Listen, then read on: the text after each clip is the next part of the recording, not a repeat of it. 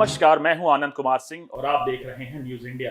2024 के लोकसभा चुनाव अब इस पड़ाव पर आ चुके हैं कि अब की बारी दिल्ली की 7 सीटों पर चुनाव होना है।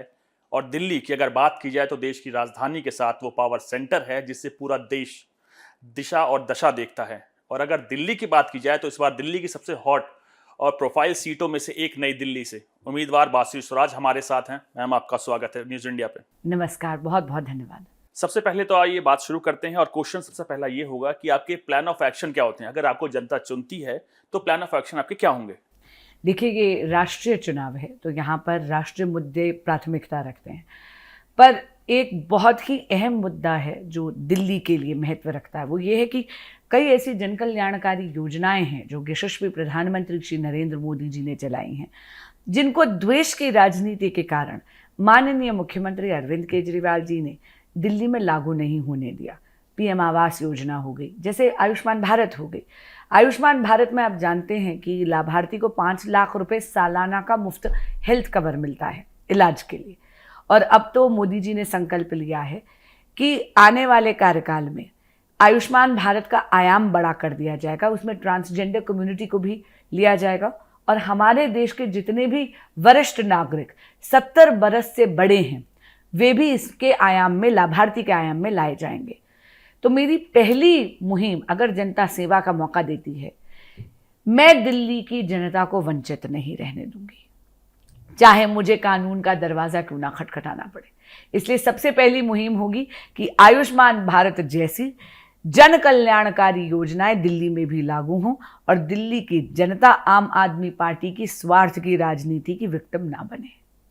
अगर आम आदमी पार्टी की आपने बात की है तो आपके सामने सोमनाथ भारती हैं जो कि गठबंधन के उम्मीदवार हैं, कितने स्ट्रांग देखती हैं उनको? मैं कई बार ये कहती हूँ, आपके माध्यम से दोहरा रही हूँ, बाबा सोमनाथ का आशीर्वाद नरेंद्र मोदी जी के सिर पर है। सामने कोई भी सोमनाथ खड़े हो जाए, फर्क नहीं पड़ता। लेकिन हाल के दिनों में देखा गया है, आप खुद एक महिला हैं और उसके साथ साथ स्वाति मालीवाल आपने सुना होगा, राज्यसभा एमपी हैं, उनके साथ जो मारपीट हुई है, केजरीवाल ने कल भी पीसी की उसको लेकर, लेकिन उन्होंने एक भी शब्द उसको लेकर नहीं बोला। तो आपको क्या लगता है, क्या मामला है, केजरीवाल क्यों नहीं बोल रहे हैं? माननीय मुख्यमंत्री अरविंद केजरीवाल जी की चुप्पी की चुभन एक एक दिल्ली वासी के दिल में है।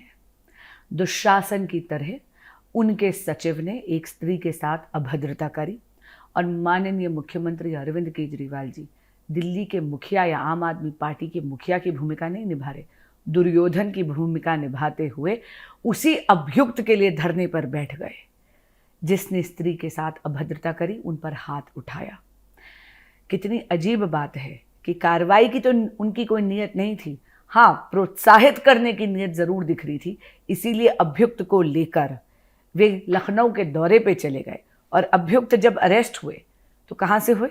सीएम के रेजिडेंस से। मैं पूछना चाहती हूँ माननीय मुख्यमंत्री अरविंद केजरीवाल जी से, यदि आप अपने ही आवास पर अपनी ही महिला सांसद की सुरक्षा सुनिश्चित नहीं कर सकते अपने ही सचिव से, तो आप दिल्ली की स्त्रियों की सुरक्षा क्या सुनिश्चित करेंगे?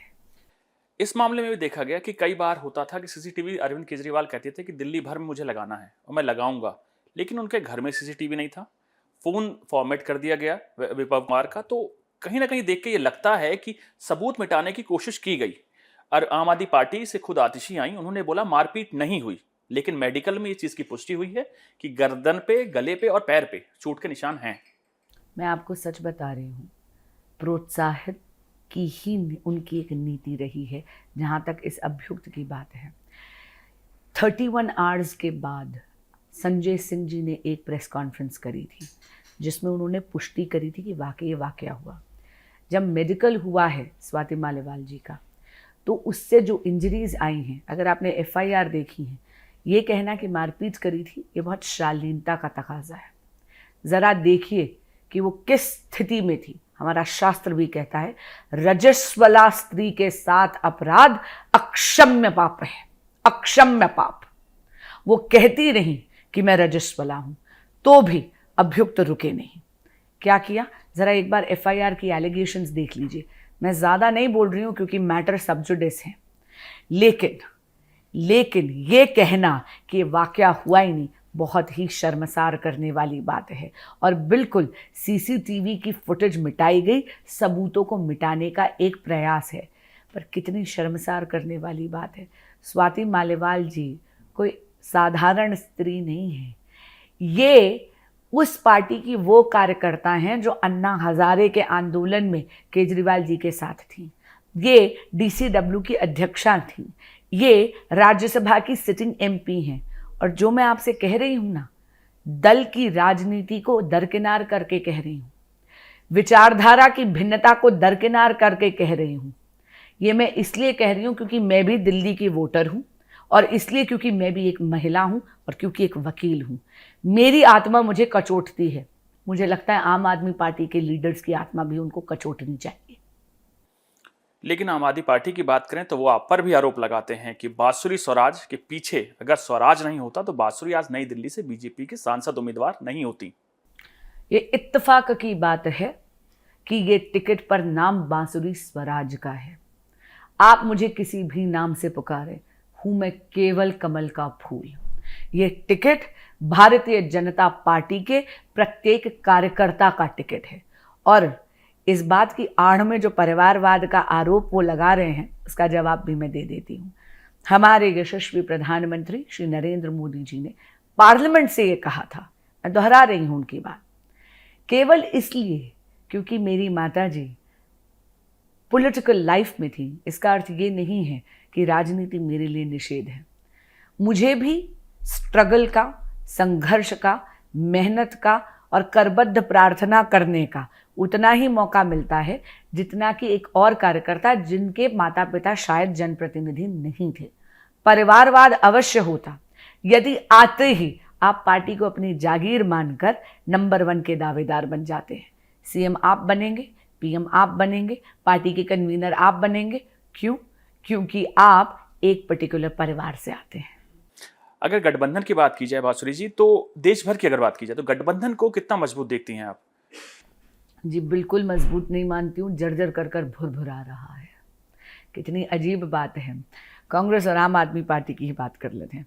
पंजाब में एक दूसरे का विरोध कर रहे हैं, एक दूसरे के लिए बहुत ही ज़्यादा मैं कहूँगी पैने शब्द इस्तेमाल कर रहे हैं, और दिल्ली में एक दूसरे का गठबंधन का धर्म निभाते निभाते राजधर्म और राष्ट्रहित की बलि चढ़ा रहे हैं।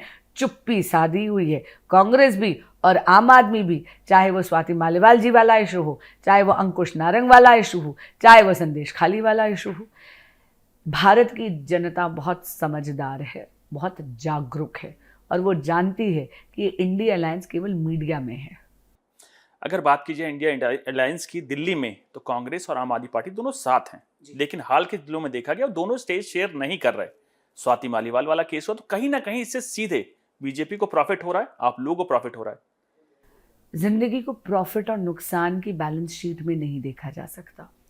इतना ज़रूर कहूँगी, बहुत दुर्भाग्यपूर्ण बात है कांग्रेस के काडर के लिए कि इस बार वो हाथ का बटन नहीं दबाएंगे।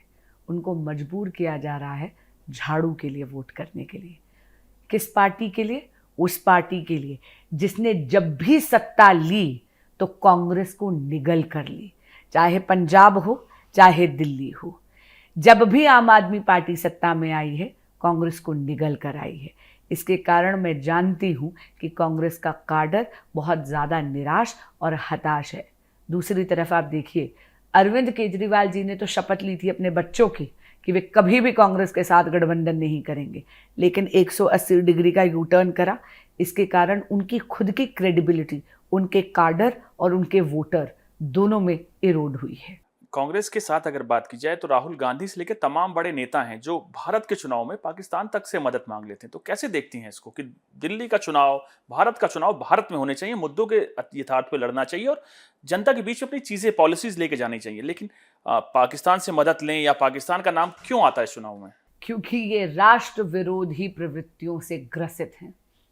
एक बार फिर इनका आप चाहे मैनिफेस्टो उठा के देख लीजिए, 2024 में एक बार फिर कांग्रेस पार्टी देश को भाषा, धर्म, जाति और रीजन की लकीरों पे तोड़ने पे तुली हुई है। और इनका अगर आप गठबंधन देखें तो दिल्ली की बात करते हैं, ऐसे उम्मीदवार इन्होंने उतारे हैं चुनाव में जो सबके सामने जग जाहिर बात है, भारत तेरे टुकड़े होंगे, इसके नारे लगाते हैं। तो ये देश विरोधी मानसिकता से ग्रसित हैं। इसीलिए ऐसी चीज़ें कर रहे हैं। आप एक सीनियर वकील हैं, आपसे ये पूछना चाह रहा था कि बंगाल की अगर बात की जाए तो बंगाल में मुसलमानों को विशेष आरक्षण देने को लेकर मामला एनसीबीसी तक गया और एनसीबीसी ने कंप्लेंट किया राष्ट्रपति महोदया से। और यही चीज सामने देखकर आई है कर्नाटक में।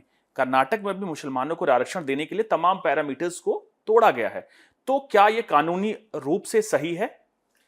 सुप्रीम कोर्ट ने बार बार कहा है कि धर्म के नाम पर आरक्षण देना गैर कानूनी है, संविधान के विरुद्ध है। और इसीलिए ये आरक्षण जब भी ऐसे मुद्दे आते हैं सुप्रीम कोर्ट हमेशा स्ट्राइक डाउन करता है।